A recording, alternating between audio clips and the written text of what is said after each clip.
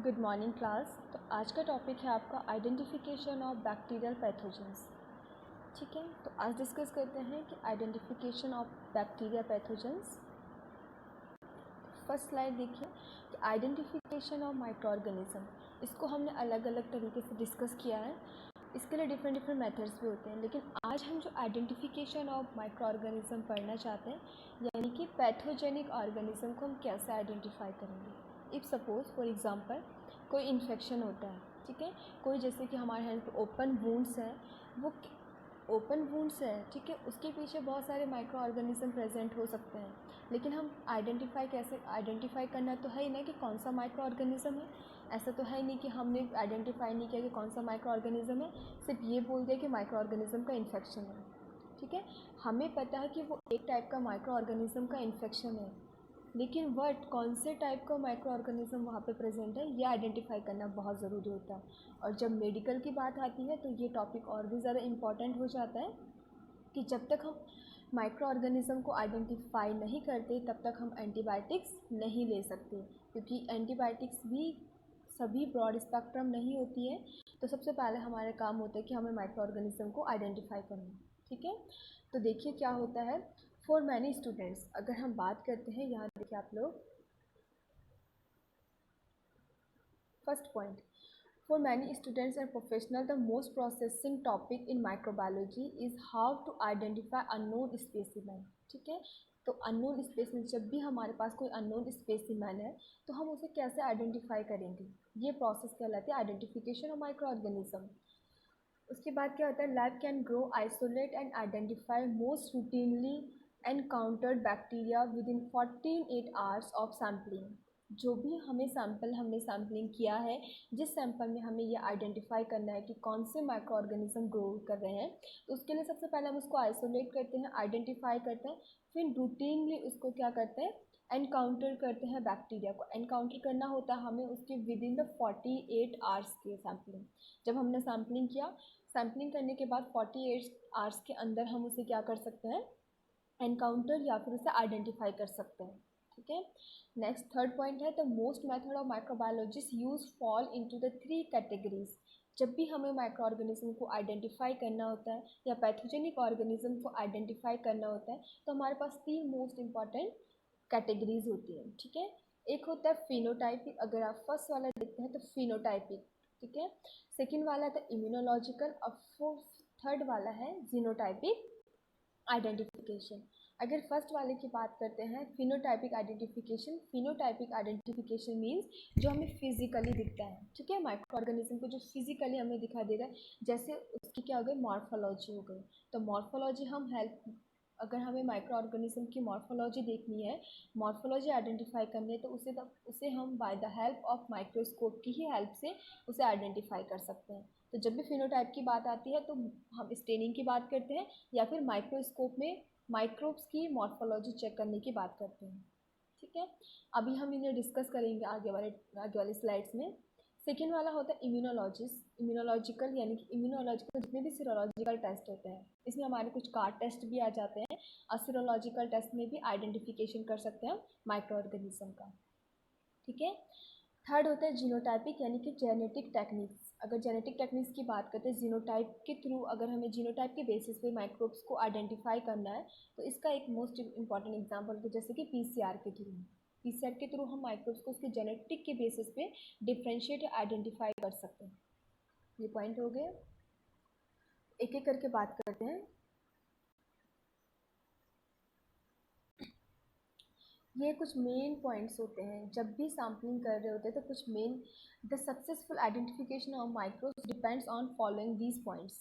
ठीक है, ये कुछ पॉइंट्स है जिसमें कि डिपेंड करता है कि हमारा सक्सेसफुल आइडेंटिफिकेशन कैसे होगा। तो फर्स्ट पॉइंट है using the proper aseptic techniques. क्योंकि जब भी हम माइक्रोबायोलॉजी की बात करते हैं तो सबसे पहले आता है कि सैम्पलिंग करते समय कंटामिनेशन बहुत ज़्यादा आने के चांसेस होते हैं। इसीलिए जब भी आप क्या करते हैं, हम लोग सैम्पलिंग कर रहे हैं या फिर हम जो भी कंटेनर यूज़ कर रहे हैं उसमें असेप्टिक टेक्निक्स यूज़ करना बहुत ज़्यादा ज़रूरी होता है।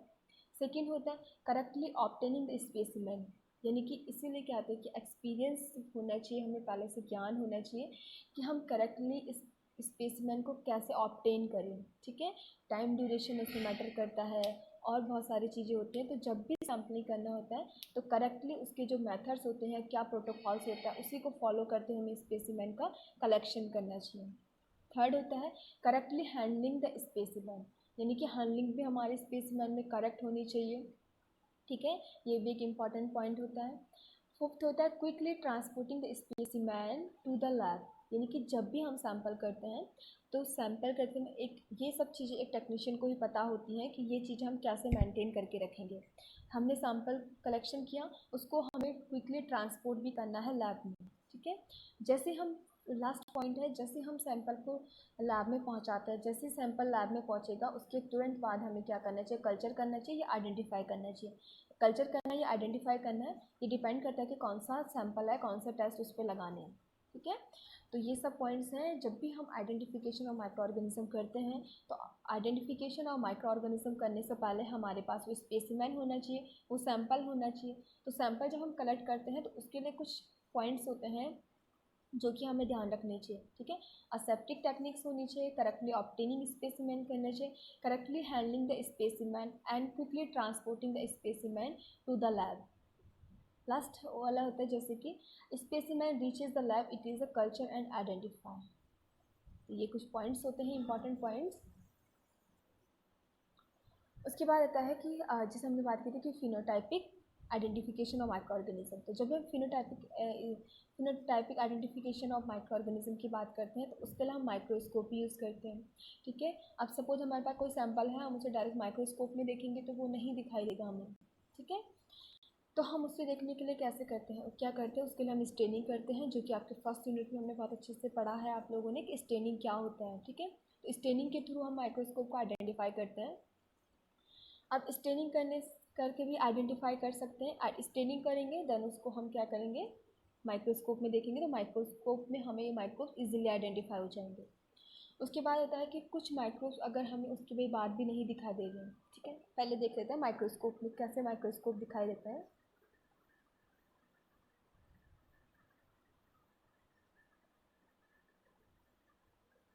ठीक है, सपोज स्टेनिंग के थ्रू कर रहे हैं तो हम स्टेनिंग के बेसिस पे भी बैक्टीरिया को दो क्लास में डिवाइड करते हैं, gram positive and gram negative. तो ये हमारा स्टेनिंग प्रोसीजर है, अगर आपको दिखाई दे रहा होगा तो। ठीक है, ये देखिए ये स्टेनिंग प्रोसीजर होता है जिसमें कि हमने स्लाइड लेते हैं, स्लाइड में सैंपल को फिक्स किया, उसके बाद उसमें एक के बाद एक स्टेप फॉलो करेंगे। देन हम अगर माइक्रोस्कोप में देखते हैं स्टेनिंग के आफ्टर स्टेनिंग तो हमें माइक्रोस्कोप में माइक्रोब्स इस टाइप से दिखाई देते हैं, कुछ पर्पल दिखाई देते हैं, कुछ पिंक दिखाई देते हैं। ठीक है, क्योंकि कुछ बैक्टीरिया हमें पर्पल दिखाई देते हैं, कुछ बैक्टीरिया पिंक दिखाई देते हैं, तो इसी के बेसिस पे हम इनको दो क्लास में डिवाइड करते हैं। जो हमें पर्पल कलर के शो होते हैं उनको हम कहते हैं ग्राम पॉजिटिव, और जो पिंक कलर के शो होते हैं उनको कहते हैं ग्राम नेगेटिव बैक्टीरिया। इस टाइप से gram gram negative and gram positive, sorry ये ग्राम पॉजिटिव, ये वाले ग्राम पॉजिटिव एंड ये वाले ग्राम नेगेटिव, पॉजिटिव वाले पर्पल और पिंक वाले नेगेटिव। ठीक है, तो इस टाइप से माइक्रोस्कोप में भी हम देख सकते हैं आइडेंटिफिकेशन करना, यानी आइडेंटिफाई तो करना है ना माइक्रोब्स को कि किस टाइप का माइक्रोब्स है। तो माइक्रोस्कोप की हेल्प से हम आइडेंटिफाई कर सकते हैं सिर्फ दो ही बेसिस पे, यानी कि या तो ग्राम पॉजिटिव बैक्टीरिया होगा या फिर ग्राम नेगेटिव बैक्टीरिया होगा, या उसकी मॉर्फोलॉजी के बेसिस पे या कोकाई है, बेसिलाई है या स्पाइरोकीड्स है, इनमें डिफ्रेंशिएट कर सकते हैं। ठीक है, कि उसकी शेप क्या है, उसकी मॉर्फोलॉजी क्या है। उसके बाद आता है सेकेंड की growth enrichment selective differential and characteristic media, यानी कि कुछ माइक्रोब्स होते हैं जिनको हमें प्रॉपर आइसोलेट करना पड़ता है, आइडेंटिफाई करना पड़ता है उनके करेक्टरिस्टिक्स को जानने के लिए। ठीक है, तो हम उसके लिए क्या करते हैं, उसको ग्रोथ करवाते हैं इनरिचमेंट मीडियम में। इनरिचमेंट मीडियम में यानी कि एक ऐसा मीडियम होता है जिसमें हम सैंपल को डालेंगे तो माइक्रोब्स की ग्रोथ को इनरिच करेगा, स्पेसिफिक यानी कि सिलेक्टिव माइक्रो ऑर्गेनिज्म की ग्रोथ को इनरिच करेगा। सेकेंड होता है सिलेक्टिव मीडिया, यानी कि वो सिलेक्टिव माइक्रो ऑर्गेनिज्म की ग्रोथ को ही क्या करवाता है, इन्हेंस करवाता है। ठीक है, मीडिया होता है। डिफरेंशियल मीडिया होता है कि दो स्पीसीज में डिफरेंशिएट करवाएगा, दो डिफरेंशिएट करवाएगा तो हम उससे भी आइडेंटिफाई कर सकते हैं कि कौन सा माइक्रो ऑर्गेनिज्म है। अब इस तरह से यानी कि कुछ मीडिया ऐसे भी होते हैं जो कि करेक्टरिस्टिक्स मीडिया होते हैं, जैसे कि शुगर एसिड फर्मेंटेशन बैक्टीरिया तो वही ग्रोथ करते हैं, कुछ लैक्टोज फर्मेंटेशन बैक्टीरिया तो वही ग्रोथ करेंगे। तो इस टाइप के मीडिया होते हैं जिनको हम बोलते हैं करेक्टरिस्टिक्स मीडिया।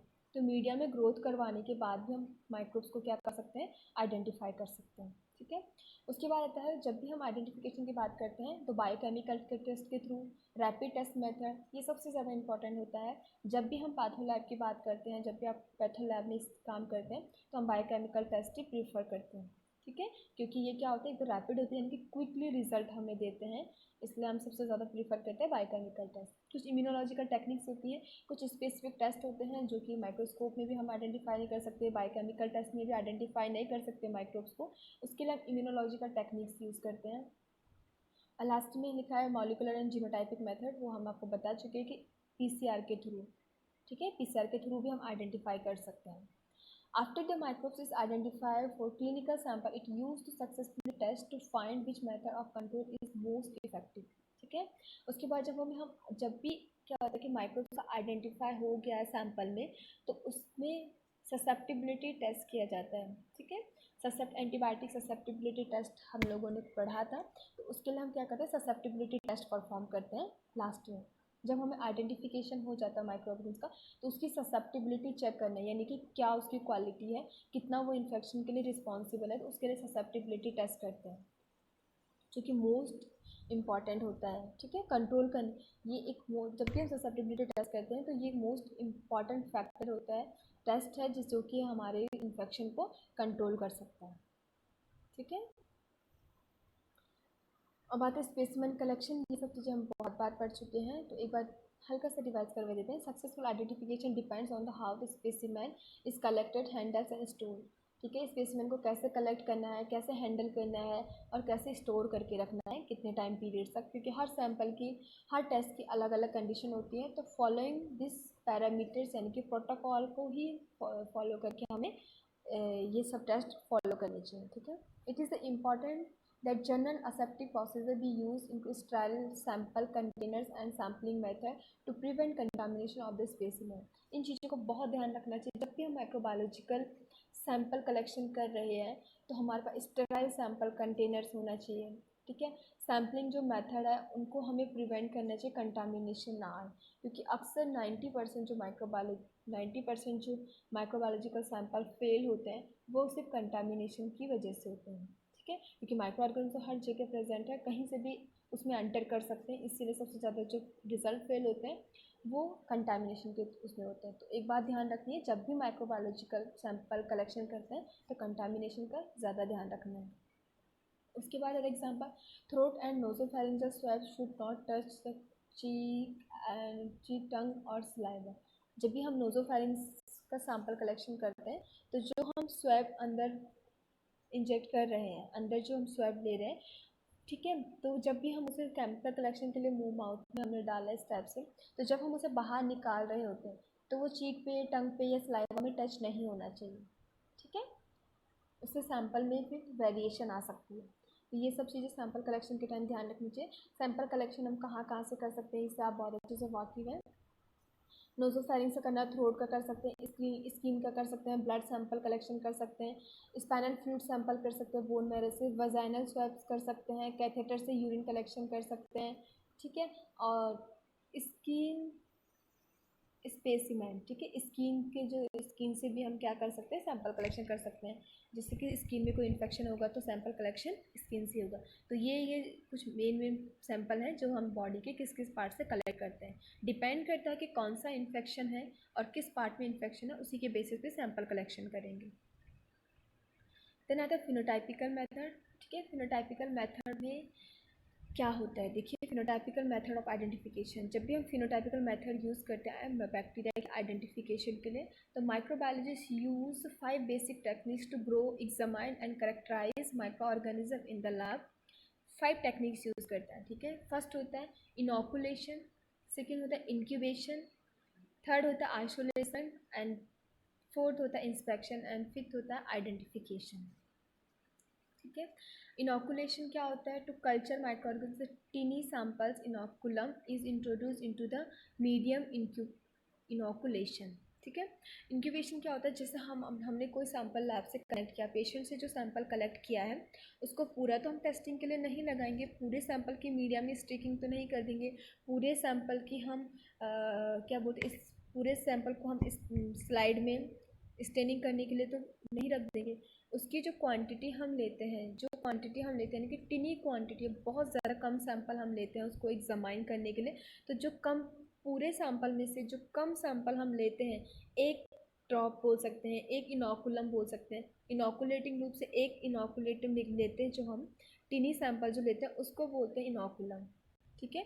अब इस इनोकुलम को हम मीडिया में पोर कर सकते हैं, स्टेनिंग कर सकते हैं, स्मेयर बना सकते हैं। तो जब हम स्मेयर बना रहे हैं उसको बोलते हैं इनोकुलेशन, यानी कि हम उसको इनोकुलेट कर रहे हैं मीडिया के ऊपर या स्लाइड के ऊपर। क्लियर है। इनोकुलम यानी कि पूरे सैंपल में से जो टिनी अमाउंट में हम सैंपल ले रहे हैं उसको बोलेंगे इनोकुलम, और जो हम उसे मीडिया के ऊपर प्रेस कर रहे हैं, मीडिया के ऊपर स्प्रेड कर रहे हैं, मीडिया के ऊपर जहाँ हम उसे डाल रहे हैं उसको बोलेंगे इनोकुलेशन करना। ठीक है। तो हम ब्रॉथ में भी इनोकुलेट कर सकते हैं, मीडिया में भी इनोकुलेट कर सकते हैं। Inoculation second technique, second first हो गया। उसके बाद isolation involve the separation one species from the other species, यानी कि जब हमने उसे मीडिया के ऊपर पोर किया, मीडिया के ऊपर स्टिक किया, तो उस सैंपल में जितने भी माइक्रो ऑर्गेनिज्म होंगे सारे ग्रोथ करेंगे। ठीक है। सारे ग्रोथ करेंगे तो हम उन स्पीसीज को कैसे सेपरेट करेंगे, उन स्पीसीज को हमें कैसे सेपरेट करना होता है, देखिए। फिर हम उन स्पीसीज को सेपरेट करते हैं। सेपरेट करने के बाद इंक्यूबेशन करेंगे। इंक्यूबेशन क्या करें, once the media is inoculated is incubated, which means putting the culture in a control environment. Incubation to allow the multiplication, यानी कि अब हम इंक्यूबेशन में रखेंगे। इंक्यूबेशन क्या होता है, जो माइक्रोब्स के लिए फेवरेबल टेम्परेचर, फेवरेबल पीएच होता है, उस टेम्परेचर में रखेंगे। इन्वायरमेंट का टेम्परेचर तो वेरी करता रहता है, तो इन्वायरमेंट में तो रख नहीं सकते, उसके लिए एक अलग से क्या आते हैं, इंक्यूबेटर आते हैं, जो हमने पढ़ा टेक्निक्स में। इंक्यूबेटर में रख देंगे इंक्यूबेशन के लिए, उसमें जो भी टेम्परेचर होता है माइक्रोब्स का वो टेम्परेचर सेट कर देंगे, और उसे उस टेम्परेचर पर माइक्रोब्स क्या करेंगे, मल्टीप्लाई करेंगे। ठीक है। आफ्टर द इंक्यूबेशन, जितना भी इंक्यूबेशन पीरियड टाइम होता है 48 आवर्स होता है या 1 वीक होता है, फिर 5 डेज होता है, उसके बाद आफ्टर द इंक्यूबेशन, क्योंकि हर बैक्टीरिया में वेरी करता है, after the incubation the microorganism are inspected and identify phenotypical, immunological और जेनेटिकली। उसके बाद जब हमारे पास माइक्रो ऑर्गेनिज्म की ग्रोथ आ जाती है, उसके बाद हम उसे क्या कर सकते हैं, आइडेंटिफाई कर सकते हैं। आइडेंटिफाई करने के लिए क्या करेंगे, या तो हम स्टेनिंग कर सकते हैं। ठीक है। स्टेनिंग कर सकते हैं, या फिर उसका माइक्रोबायोलॉजिकल टेस्ट लगा सकते हैं, या फिर हम उसका पीसीआर टेस्ट लगा सकते हैं आइडेंटिफाई करने के लिए। अगर देखेंगे तो ये डायग्राम देखिए, इसमें और क्लियर हो जाएगा। फर्स्ट होता है सैंपल कलेक्शन, बॉडी के जिस पार्ट से सैंपल कलेक्शन करना है, जहाँ पे इन्फेक्शन है, इस टाइप सैंपल कलेक्शन करेंगे। उसके बाद है इंक्यूबेशन। ठीक है। सैंपल कलेक्शन के लिए देखिए यहाँ पे हमने क्या किया,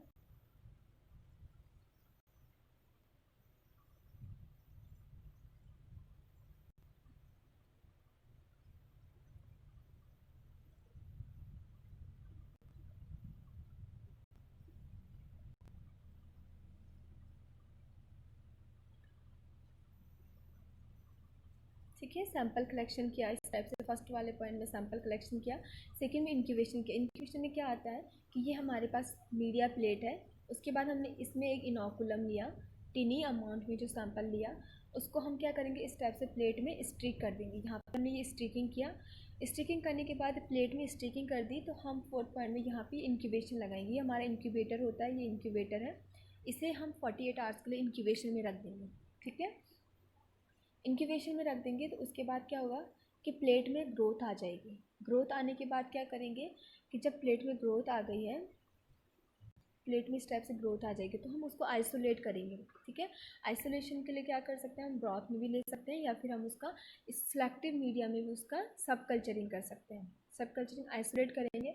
आइसोलेट करने के बाद जो हमें स्पेसिफिक सैंपल मिलेगा उसको हम इस टाइप से इंस्पेक्शन कर सकते हैं, उसका इंस्पेक्शन कर सकते हैं, देन हम उसका आइडेंटिफिकेशन करेंगे।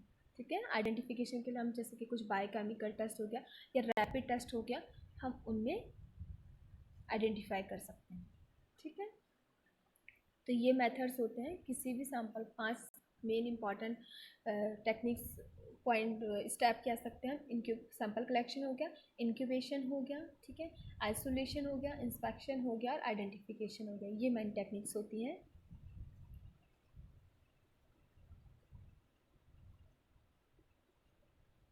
ये हो गया फिनोटाइपिकली, ठीक है। तो यहाँ पे जब आइडेंटिफिकेशन करते हैं तो हमें भी फिनोटाइपिकली यानी कि फिजिकली देखने को मिलता है कलर चेंजेस की बेसिस पे, क्योंकि जब भी माइक्रोब्स रिएक्शन करते हैं तो कलर चेंज करते हैं, या फिर हम इसमें स्टेनिंग के थ्रू भी देख सकते हैं, स्टेनिंग के थ्रू किस टाइप से देख सकते हैं। और अगर हमें पर्टिकुलर स्पीसीज को आइडेंटिफाई करना है तो इस टाइप से हमें रैपिड टेस्ट इनके लिए हम फॉलो कर सकते हैं, या बायोकेमिकल टेस्ट हम इनके लिए यूज़ कर सकते हैं आइडेंटिफिकेशन करने के लिए। उसके बाद जब भी माइक्रोस्कोप की हम बात करते हैं तो माइक्रोस्कोप किस टाइप से हेल्प करता है हमारे आइडेंटिफिकेशन और माइक्रो ऑर्गेनिज्म के लिए, ठीक है। तो माइक्रोस्कोप हमने एक्चुअली देखा भी है, यूज़ भी किया हुआ है, तो उसमें कुछ मेन पॉइंट्स होते हैं कि किस टाइप से उसका प्रिंसिपल होता है, किस टाइप से वो यूज़ होता है। उसके लिए होता है कि मैग्नीफिकेशन, यानी कि हम माइक्रोब्स को अगर नॉर्मल स्लाइड्स में नॉर्मल आइज से देखते हैं तो नहीं दिखाई देता, लेकिन जैसे हम उसको पुट करते हैं माइक्रोस्कोप पे, अंडर द माइक्रोस्कोप, हमें माइक्रो ऑर्गेनिज्म दिखाई देते हैं। तो वो क्यों दिखाई देते हैं? क्योंकि मैग्नीफिकेशन होता है माइक्रो ऑर्गेनिज्म का, क्योंकि माइक्रोस्कोप की पावर होती है कि वो किसी भी साइज़ को मैग्नीफाई करते हैं, यानी कि बड़ा करके दिखा सकता है। अब माइक्रोस्कोप ऐसा क्यों कर पाता है? क्योंकि वो उसके पास क्या होता है, ऑक्यूलर लेंसेज होते हैं। ऑक्यूलर लेंसेज की प्रॉपर्टी होती है कि वो क्या करेंगे, पिक्चर को मैग्नीफाई करेंगे, ठीक है। तो हम दो इसमें ऑक्यूलर लेंस यूज़ करते हैं, एक हो गया ऑक्यूलर आईपीस जो कि हम 10x का नॉर्मल यूज़ करते हैं, और एक ऑब्जेक्टिव लेंस। ऑब्जेक्टिव जो लेंस होते हैं 4x से लेकर 100x तक हम यूज़ करते हैं, ठीक है। ये क्या करते हैं, जो पिक्चर है उसको मैग्नीफाई करके हमें शो करवाते हैं, ठीक है। उसके बाद होता है रिजोल्यूशन। और जब भी बात करते हैं हम कि 10x से लेकर आईपीस का और ऑब्जेक्टिव लेंस का 4x से लेकर 100x तक हम माइक्रोब्स को विजुलाइज कर सकते हैं। कौन से टाइप के माइक्रो ऑर्गेनिज्म को? बैक्टीरिया को विजुलाइज कर सकते हैं, फंजाई को विजुलाइज कर सकते हैं, पैरासाइट्स को, लेकिन वायरस को हम विजुलाइज नहीं कर सकते नॉर्मल माइक्रोस्कोप में, ठीक है। उसके बाद है रिजोल्यूशन पावर, यानी कि रिजोल्यूशन पावर होता है कि जो एबिलिटी टू डिस्टिंग्यूश टू ऑब्जेक्ट डिस्टिंक्स, ठीक है। यानी कि दो पॉइंट्स के बीच की जो मिनिमम डिस्टेंस है उसको कितना क्लियर करके दिखा सकता है, तो वो रिजोल्यूशन पावर होता है। Resolving power is the closest distance between the two object, ठीक है। इनके बीच में कितना मिनिमम स्पेस होगा, यानी कि वो उतना मैग्नीफाई करके दिखाएगा, ठीक है। तो वो होती है रिजोल्यूशन पावर ऑफ माइक्रोस्कोप, ठीक है। सेकेंड होता है कॉन्ट्रास्ट यूज़ करते हैं। कॉन्ट्रास्ट क्या होता है? सपोज हमारे माइक्रोस्कोप एक ही कलर का है और अगर उसका बैकग्राउंड डिफरेंट कलर का हो जाएगा तो वो माइक्रोब्स हमें देखने में क्या हो जाते हैं, ईजी हो जाता है। इसलिए हम कॉन्ट्रास्ट स्टेन यूज़ करते हैं। कॉन्ट्रास्ट स्टेन क्या करती है, बैकग्राउंड को डिफरेंट कलर में शो करवाती है, तो जो हमारे माइक्रोब्स होते हैं वो हमें ईजिली शो हो जाते हैं, यानी कि क्लियर विजुलाइज हो पाते हैं। इसके लिए हम कॉन्ट्रास्ट यूज़ करते हैं, ठीक है। तो तीन मेन चीज़ होती है, मैग्नीफिकेशन, यानी कि मैग्नीफिकेशन होता है कि जो उसको मैग्नीफाई करके दिखाएगा। सेकंड होता है रिजोल्यूशन, यानी कि कितनी क्लियरिटी हम उसको देख सकते हैं, रिजोल्यूशन पावर हो गया। सेकंड होता है कॉन्ट्रास्ट, यानी कि कॉन्ट्रास्ट, जब माइक्रोब्स का बैकग्राउंड डिफरेंट कलर का होगा तो देखने में हमें ईजी होता है, इसलिए हम कॉन्ट्रास्ट यूज़ करते हैं। ये माइक्रोस्कोप इस टाइप से हेल्प करता है आइडेंटिफिकेशन ऑफ बैक्टीरिया का। ये ग्राम स्टेनिंग है। ग्राम पॉजिटिव और ग्राम नेगेटिव बैक्टीरिया में क्या डिफरेंस होता है, ये डायग्राम के थ्रू यहाँ पे दिखाई दे रहा है। देखिए, ये gram positive bacteria, gram negative bacteria है। ग्राम पॉजिटिव बैक्टीरिया की बात करते हैं तो इसमें क्या होता है, पेप्टाइडोग्लाइकन लेयर है, ठीक है। पेप्टाइडो जो हमें दिखाई दे ग्रीनिश कलर की पेप्टाइडोग्लाइकन लेयर है। यहाँ पे ग्राम पॉजिटिव में देखेंगे तो पेप्टाइडोग्लाइकन लेयर ज़्यादा थिक होती है और ऊपर से ग्राम पॉजिटिव में साइटोप्लाज्म होता है, ठीक है, और अंदर से सेल मेम्ब्रेन होती है। ये तीन चीज़ें होती है ग्राम पॉजिटिव में। लेकिन अगर हम ग्राम नेगेटिव की बात करते हैं तो थोड़ा एक कॉम्प्लेक्स स्ट्रक्चर होता है। इसमें क्या होता है, जो पेप्टाइडोग्लाइकन लेयर होती है इसके बाहर से पेरिप्लाज्मिक स्पेस होता है, ये यहाँ पे दिखाई दे रहा है येलो कलर का पेरिप्लाज्मिक स्पेस भी होता है, और उसके बाहर से आउटर मेम्ब्रेन भी होती है, ठीक है। ग्राम पॉजिटिव में जो पेरिप्लाज्मिक स्पेस होता है वो थिन होता है, और क्या होता है, पेप्टाइडोग्लाइकन जो लेयर होती है ग्राम नेगेटिव वो थिन होती है, ऊपर से उसके आसपास पेरिप्लाज्मिक स्पेस होता है और बाहर से आउटर मेम्ब्रेन भी प्रेजेंट होती है ग्राम नेगेटिव बैक्टीरिया में, ठीक है। सिंपल सी बात करेंगे तो ग्राम पॉजिटिव बैक्टीरिया में सिर्फ पेप्टाइडोग्लाइकन लेयर होती है जो कि थिक होती है, और ग्राम नेगेटिव बैक्टीरिया में पेप्टाइडोग्लाइकन लेयर थिन होती है लेकिन पेरिप्लाज्मिक स्पेस थिक होता है, और आउटर जो मेम्ब्रेन होती है वो भी प्रेजेंट होती है ग्राम नेगेटिव बैक्टीरिया में। ठीक है, ये हो गया, ये स्टेनिंग हो गया। देखिए जब स्टेनिंग में माइक्रोस्कोप में देखते हैं तो स्ट्रेप्टोकोकस यानी कि स्ट्रेप्टोकोकस जो चेन लाइक स्ट्रक्चर्स होते हैं इस टाइप से दिखाई देते हैं। स्ट्रेप्टोकोकस ग्राम पॉजिटिव बैक्टीरिया पर्पल कलर में शो हो रहा है, और ऊपर से क्या है स्ट्रेप्टो यानी कि कोकस है और स्ट्रेप यानी कि चेन लाइक स्ट्रक्चर है, तो ये दिखाई दे रहा है। बैसिलाई है, ठीक है, देखिए रॉड शेप स्ट्रेप्टोबैसिलाई हो गया। ये कुछ स्पाइरोकीट्स, देखिए ये स्पाइरल स्ट्रक्चर दिखाई दे रहा है ना यहाँ पे, ये स्पाइरल स्ट्रक्चर स्पाइरोकीट्स है। ठीक है, उसके बाद है स्टेनिंग। कुछ बैक्टीरिया ग्राम पॉजिटिव और ग्राम नेगेटिव के अलावा क्या होता है, कुछ बैक्टीरिया में जो सेल वॉल होती है वो थिक होती है, ठीक है, यानी कि उनमें क्या होता है एक वैक्सी माइकोलिक एसिड की सेल वॉल पाई जाती है, ठीक है, वैक्सी। तो वो क्या करते हैं, उनमें ग्राम पॉजिटिव और ग्राम नेगेटिव स्टेन एंटर नहीं कर पाती, तो उससे वो स्टेन नहीं होते हैं, इसलिए उनके लिए क्या करते हैं एक अलग से स्टेनिंग होती है जिसे कि एसिड फास्ट स्टेनिंग कहते हैं। इसका एक एग्जाम्पल है जैसे कि माइकोबैक्टीरियम ट्यूबरक्लोसिस। माइकोबैक्टीरियम ट्यूबरक्लोसिस क्या होता है कि ग्राम पॉजिटिव और ग्राम, वैसे तो ग्राम पॉजिटिव है लेकिन ग्राम स्टेनिंग से वो स्टेन नहीं होता है क्योंकि उसके पास क्या होती है degree of fatty acid mycolic acid की एक क्या होती है थिक लेयर होती है जो कि स्टेन को एंटर नहीं करने देती, इसलिए क्या होता है कि ये बैक्टीरिया स्टेनिंग को नहीं पकड़ पाते, इसलिए इनके लिए अलग से स्टेन होती है जिसको acid fast stain Ziehl Neelsen stain भी कहते हैं। इसमें क्या होता है जो हमारा जीनिस स्टेन होता है इसके लिए हम क्या करते हैं एक कार्बन फ्यूशन यूज़ करते हैं, ठीक है, मैलाचाइट ग्रीन या फिर काउंटर स्टेन में हम इसमें मिथाइलिन ब्लू और मैलाचाइट ग्रीन यूज़ करेंगे, और वो भी क्या करेंगे प्री हीटेड, यानी कि प्री हीटेड करके हम इसमें क्या डालते हैं स्टेन डालेंगे, स्टेन यूज़ करेंगे तो वो हीट क्या होती है कि जो इसके पास वैक्सी सेल वॉल होती है, माइकोबैक्टीरियम ट्यूबरक्लोसिस के पास जो वैक्सी सेल वॉल होती है, जब हम प्री हीटेड स्टेन डालते हैं तो वो उस जो वैक्सी सेल वॉल होती है उसको क्या कर जाती है मेल्ट कर जाती है, ठीक है, मेल्ट कर जाती है, देन उसके बाद स्टेन होता है। तो ये कुछ बैक्टीरिया होते हैं जिनके नाम एसिड फास्ट स्टेन होता है जैसे कि माइकोबैक्टीरियम ट्यूबरक्लोसिस, ठीक है। सपोज हमें ये तो पता है ग्राम पॉजिटिव बैक्टीरिया कि ग्राम नेगेटिव बैक्टीरिया है, लेकिन अगर वो एसिड फास्ट बैक्टीरिया है तो ग्राम नेगेटिव भी नहीं होगा ग्राम पॉजिटिव नहीं होगा, तो इसका मतलब रिजल्ट फॉल आएगा हमारे पास।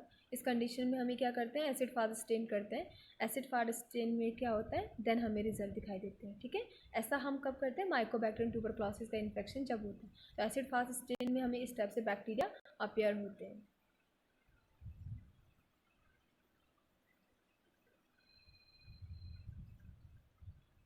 दूसरा मोस्ट इंपॉर्टेंट जिससे हम आइडेंटिफिकेशन की बात करते हैं, ये मीडिया आपने पढ़े हैं, इंडिशमैन मीडिया होता है। इंडिशमैन मीडिया क्या करते हैं use to enhance growth of specific organism, ठीक है। इंडिशमैन मीडिया हम जब भी यूज़ करते हैं तो इन्हेंस करता है growth of specific microorganism के। फिर सपोर्टिव मीडिया यूज़ करते हैं support growth of most non fastidious microorganism, जो नॉन फेस्टिडियस माइक्रो ऑर्गेनिज्म होते हैं उनकी ग्रोथ को क्या करते हैं सपोर्ट करते हैं, सपोर्टिव मीडिया उनको कहते हैं। थर्ड आता है selective media, contains agents that inhibit the growth of all agents except the being short dyes bile salt alcohol and acid antibiotics, ठीक है। यानी कि जो सिलेक्टिव मीडियाज होते हैं वो इनहिबिट करते हैं अदर माइक्रो ऑर्गेनिज्म की ग्रोथ को, और सिलेक्टिव यानी कि एक ही टाइप के माइक्रो ऑर्गेनिज्म की ग्रोथ को इन्हेंस करवाएंगे, तो इस टाइप के मीडिया होते हैं सिलेक्टिव मीडिया। डिफरेंशियल मीडिया यानी कि contains factors that allow certain organism to exhibit different metabolic characteristics. Differential यानी कि कुछ बहुत सारे माइक्रो ऑर्गेनिज्म ऐसे हैं जो कि शुगर फर्मेंटेशन है, कुछ माइक्रो ऑर्गेनिज्म ऐसे हैं जो शुगर नॉन फर्मेंटेशन है, तो वो डिफ्रेंशिएट कर देगा, यानी कि शुगर फर्मेंटेशन वाले बैक्टीरिया इस टाइप से ग्रोथ करके ये कलर शो करते हैं, और नॉन शुगर फर्मेंटेटिव बैक्टीरिया जो होते हैं वो इस टाइप से कलर शो होते हैं। ये हमने स्टेफाइलोकोकस के केसेस में भी जब मैं आपको पढ़ा रही थी उस टाइम भी आपको जब बायोकेमिकल टेस्ट पढ़ाए थे उस टाइम डिस्कस किया था, ठीक है।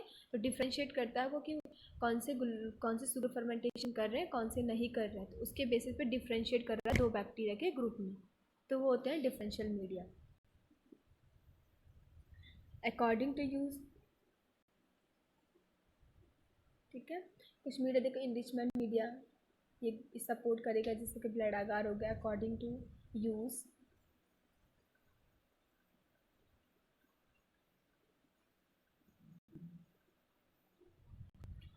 ये हो गया इनरिचमेंट मीडिया, यानी कि देखो सिलेक्टिव टाइप की मीडिया की ग्रोथ को इनरिच करेगा। और ये हो गया सिलेक्टिव मीडियम। सिलेक्टिव मीडियम देखो स्टफा, जैसे कि MS से होता है, ठीक है, मैनिटॉल सॉल्ट अगार स्टफाइलोकोकस के लिए सिलेक्टिव होता है, यानी कि मैनिटॉल सॉल्ट अगार जो होता है ये एक मीडिया होता है जो कि स्टफाइलोकोकस की ग्रोथ को इनरिच करता है, ठीक है, इन्हेंस करता है, यानी कि सिर्फ स्टफाइलोकोकस के लिए सिलेक्टिव मीडिया होता है, इस टाइप से यूज़ कर सकते हैं। और हो गया ये हो गया डिफरेंशियल मीडिया, ठीक है। Indicator constituent the colonies of particular organism distribute and easily recognize characteristics. इस टाइप से देखिए कुछ पिंक कलर शो कर रहे हैं, कुछ जो ये देखिए शुगर फर्मेंटेट होते हैं वो पिंक कलर में शो होते हैं। और ये जो स्ट्रेन है यहाँ पे देखिए, ये जो स्लाइड है इसमें कुछ बैक्टीरिया तो पिंक कलर के शो हो रहे हैं, कुछ बैक्टीरिया कलरलेस है। तो ये क्या कर रहा है, डिफरेंट कलर से डिफ्रेंशिएट हो रहा है, कलर से डिफ्रेंशिएट कर पा रहे हैं हम कि पिंक कलर के बैक्टीरिया शुगर फर्मेंटेटिव है, और जो नहीं जो ग्रोथ करने के बाद कोई कलर शो नहीं कर रहे हैं वो नॉन शुगर फर्मेंटेटिव है। तो कलर के बेसिस पे डिफ्रेंशिएट कर पा रहे हैं, ठीक है। इस टाइप से हम वो कर सकते हैं। बाकी जो हीमोलिसिस करते हैं, गाइडिंग फैक्टर देखो, ये हमारे पास अगार प्लेट है, ये अगार प्लेट है, ठीक है। आफ्टर द ग्रोथ हम देखते हैं कि हीमोलिसिस हो रही है, ये पहले रेड कलर का है, बाद में पूरे येलो कलर का हो गया, क्योंकि इसमें क्या हुई, हीमोलिसिस हुई। तो कुछ बैक्टीरिया हीमोलिसिस करते हैं, हम उसके बेसिस पे भी उनको आइडेंटिफाई कर सकते हैं। बीटा हीमोलिसिस, ये भी हम अच्छे से पढ़ चुके हैं, बीटा हीमोलिसिस क्या होता है, ठीक है। उसके बाद आइडेंटिफिकेशन में जो मोस्ट प्रीफर हम करते हैं बायोकेमिकल टेस्ट, ठीक है। तो कुछ बायोकेमिकल टेस्ट होते हैं, जैसे कि रैपिड टेस्ट भी हम कर सकते हैं, ठीक है। कार्बोहाइड्रेट फर्मेंटेशन टेस्ट होता है, this mean show fermentation acid production and gas production.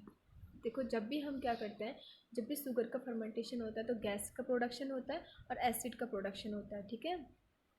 Suppose कोई मीडिया है, ये हमारा, इसलिए इससे हम इस टाइप से प्रैक्टिकल करने के लिए रख देते हैं। अगर हमें प्रैक्टिकल देखना हो तो हमें शुगर फर्मेंटेशन, यानी कि इसमें हम क्या रखेंगे, कार्बोहाइड्रेट का सॉल्यूशन रखेंगे, शुगर सॉल्यूशन रखेंगे, उसके बाद उसमें सैंपल ऐड कर देंगे। अगर उसमें शुगर का फर्मेंटेशन होता है तो गैस रिलीज होगी, एसिड का प्रोडक्शन होगा। एसिड का प्रोडक्शन होता है तो क्या होता है, कलर चेंज होते हैं। और गैस का प्रोडक्शन होता है तो गैस क्या होती है, हमेशा गैस ऊपर की ओर आती है ना, ठीक है। तो हम एक्सपेरिमेंट करने के लिए इस टेस्ट ट्यूब में क्या करते हैं, एक ड्रम्स ट्यूब डालते हैं। ड्रम्स ट्यूब क्या होता है, एक लो वेट वाली ग्लास रॉड्स होती हैं, ठीक है।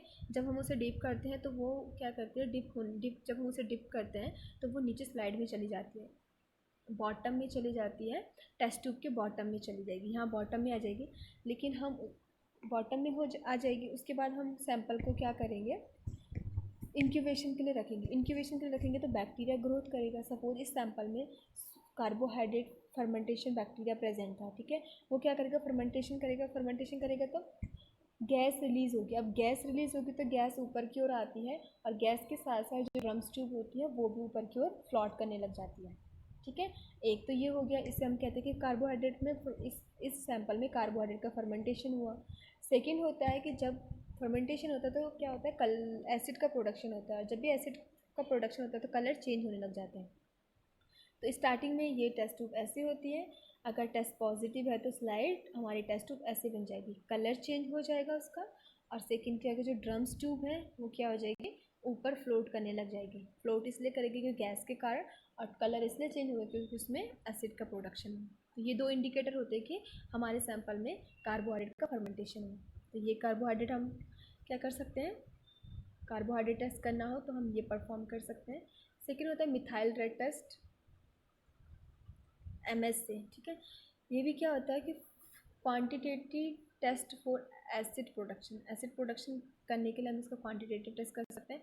इसमें भी क्या होता है कि इस टाइप से करेंगे, अगर जो पॉजिटिव होता है वो येलो कलर शो करता है, और जो नेगेटिव होता है वो ऑरेंज कलर की शो करता है, ठीक है। इस टाइप से देखिए, इस टाइप से इसमें क्या होता है, देखिए दो दो टेस्ट ट्यूब लिया आपने, टेस्ट ट्यूब फर्स्ट और test tube second, test tube से थी, इसमें हमारे पास सैंपल्स था, ठीक है। जब सैंपल होता है उसके बाद हम उसमें क्या करेंगे, methyl red solution, methyl red solution के कुछ ड्रॉप ऐड करेंगे, दोनों में मिथाइल रेड सॉल्यूशन के ड्रॉप ऐड करेंगे। जो टेस्ट हमारा पॉजिटिव होता है वो क्या होता है, colour is positive and yellow orange negative, ठीक है। जो येलो ऑरेंज होता है ये नेगेटिव है, और जो हमारा ब्राइट रेड कलर होता है ये क्या होता है, पॉजिटिव होता है, ठीक है। The drops of methyl solution bright red colour is positive, देखो ब्राइट ये कलर हमारा पॉजिटिव होगा और जो येलोइश कलर का होगा ये नेगेटिव होगा, ठीक है। तो कलर के बेसिस पे हम आइडेंटिफाई कर सकते हैं बायोकेमिकल टेस्ट में। मिथाइल रेड एक सॉल्यूशन होता है कि जो हम सैंपल में ऐड करेंगे तो कलर चेंज होता है, कलर चेंजेस के बेसिस पे हम क्या कर सकते हैं, आइडेंटिफाई कर सकते हैं या फिर ऐसे मेज़र कर सकते हैं कि कौन सा बैक्टीरिया है, ठीक है। कैटालिस्ट टेस्ट हमने इतनी बार पढ़ा, कैटालिस्ट टेस्ट में भी कर सकते हैं। कैटालिस्ट टेस्ट पॉजिटिव जो होता है उसमें जो हम H2O2 के जो कुछ ड्रॉप्स डालते हैं तो उसमें बबलिंग होता है। देखिए ये दो स्लाइड्स हमने ली हैं, यहाँ फर्स्ट स्लाइड में कोई बबलिंग नहीं है, सेकंड में क्या होते हैं कि बबलिंग होना स्टार्ट हो जाता है। बबलिंग का मतलब होता है कि वहाँ पे गैस रिलीज़ होती है, कुछ रिएक्शन होती है, गैस रिलीज़ होती है, इससे क्या होता है सैंपल पॉजिटिव है। अगर सैंपल नेगेटिव होगा तो कोई बबलिंग वहाँ पे नहीं होती है, ठीक है। कोगुलेस टेस्ट होता है, कोगुलेस टेस्ट और कैटालिस्ट टेस्ट में देखिए कोगुलेस टेस्ट इस टाइप से कोगुलेशन हो जाएगा, सैंपल में कोगुलेशन हो जाता है इस टाइप से, और जो नेगेटिव होता है तो ये अभी क्या आता है, नॉट नो फैब्रिक क्लॉट, इसमें कोई फैब्रिक क्लॉट नहीं बनता, ये लिक्विड फॉर्म में रहेगा, ठीक है। ये फैब्रिक क्लॉट बनता है, ये भी मैंने अच्छे से पढ़ा रखा है आपको, लेकिन ये आइडेंटिफिकेशन में सिर्फ रिपीट करना है, ठीक है। उसके बाद होता है कि जो कुछ हम बताए थे रैपिड टेस्ट होते हैं, तो हम रैपिड टेस्ट भी यूज़ कर सकते हैं। देखिए रैपिड टेस्ट क्या होता है, इस टाइप से रैपिड किट आती है हमारे पास, ठीक है, जिसमें स्टैंडर्ड वैल्यूज़ होती हैं, उसके बाद हमें क्या लगाने होते हैं, सैंपल लगाने होते हैं। इसमें भी सिर्फ हम कलर के बेसिस पे, हमें जो फिनोटिपिकली दिख रहा है वो सिर्फ कलर के बेसिस पर हम आइडेंटिफाई करते हैं। इस टाइप से देखिए पॉजिटिव में इस टाइप से हम क्या करते हैं, डिफ्रेंशिएट करते हैं। पॉजिटिव, सॉरी, ये वाले पॉजिटिव हो गए, ये वाले पॉजिटिव, ये वाले नेगेटिव। इनका कलर देखिए, कलर के बेसिस पे हम इनको क्या करते हैं, ये ब्लैक है लेकिन ये कलरलेस है तो नेगेटिव है, यहाँ पे ये पिंक कलर है लेकिन यहाँ पे ये येलो कलर है तो ये नेगेटिव है, ये ऊपर वाले पॉजिटिव है। अगर नीचे वाले पे ऐसे इस इनमें से जैसे ये इसके साथ कंपेयर कर रहे हैं, ये ब्लैक है तो ये भी पूरा ब्लैक होना चाहिए तो टेस्ट पॉजिटिव है, लेकिन ऐसा नहीं है। तो ये बहुत ईजी होता है, रैपिड टेस्ट सैंपल डाला एकदम से 5 मिनट 10 मिनट के अंदर हम इसको क्या कर सकते हैं, मेज़र कर सकते हैं या फिर आइडेंटिफाई कर सकते हैं, ठीक है। तो ये रैपिड टेस्ट होते हैं। ये हो गया आइडेंटिफिकेशन ऑफ माइक्रो ऑर्गेनिज्म, ठीक है। इसमें मैंने ये माइक्रो वाला पार्ट इसमें ज़्यादा इलेबोरेट नहीं किया है कि culture and isolation of bacteria, और ये सबसे ज़्यादा इंपॉर्टेंट है, ठीक है। तो इसके लिए second isolation of pure culture, इसमें मैंने ये दूसरा लेक्चर है आइसोलेशन ऑफ प्योर कल्चर, तो इसके लिए आप उसको देखेंगे, क्योंकि अगर एग्ज़ाम में आता है शॉर्ट क्वेश्चन में आएगा तो आप इसको ऐसे ही एलेबोरेट करो, ऐसे एक्सप्लेन करोगे, लेकिन अगर लॉन्ग क्वेश्चन में आ गया तो आपको ये वाला टॉपिक बहुत अच्छे से देना पड़ेगा कि कल्चर आइसोलेशन ऑफ बैक्टीरिया। तो आइसोलेशन कल्चर बैक्टीरिया यानी कि प्योर कल्चर बैक्टीरिया को कैसे करेंगे, उसके लिए एक अलग सा टॉपिक है, तो एक बार आप उसको देख लीजिएगा, ये आपके यूनिट फर्स्ट में भी काम आएगा और इस वाले टॉपिक में भी काम आएगा, ठीक है। तो ये टेक्निक्स हैं कि माइक्रो ऑर्गेनिज्म को कैसे आइडेंटिफाई यानी कि किसी भी पैथोजेनिक ऑर्गेनिज्म को कैसे आइडेंटिफाई कर सकते हैं। तीन ही टेक्निक्स हैं हमारे पास, ठीक है, फिनोटाइपिकल, इम्यूनोलॉजिकल और जेनेटिक टेक्निक्स, ठीक है, जेनेटिकल यानी कि पीसीआर के थ्रू। माइक्रोस्कोपी कर सकते हैं, स्टेनिंग कर सकते हैं, प्योर कल्चर कर सकते हैं, बायोकेमिकल टेस्ट लगा सकते हैं और रैपिड टेस्ट लगा सकते हैं। इन सबको आपको एक्सप्लेन करना है जब भी बात आती है कि आइडेंटिफिकेशन ऑफ माइक्रो ऑर्गेनिज्म।